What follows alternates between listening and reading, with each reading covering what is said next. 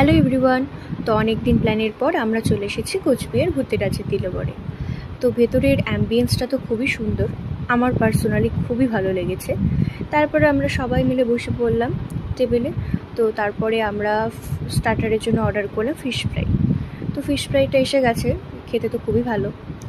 তারপরে আবার menu chart দেখে আমরা থালি অর্ডার করলাম। তো আমার থালিতে ছিল ভাত, ডাল, শুক্তো, লাল শাক, পাঁপড় ভাজা, বেগুনি, ঝুড়ো ঝুড়ো আলু ভাজা, মাটন।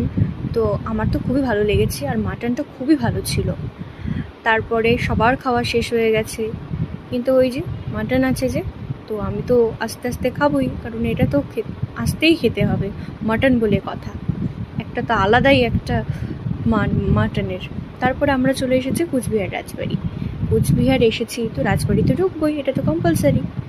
আর চারদিকটা এতটাই সুন্দর ছিল, তো আকাশটা মেঘলা হয়ে এসেছিল ওই সময়।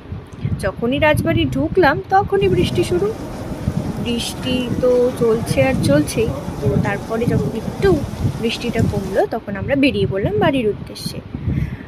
তারপরে আমরা আসার সময় বাড়ির জন্য দোকান থেকে মিষ্টি দই নিলাম। মিষ্টি দই নিয়ে তারপরে আমরা বাড়ির জন্য আবার রওনা হয়ে গেলাম। তো আজকে এটুকুই ছিল, বাই।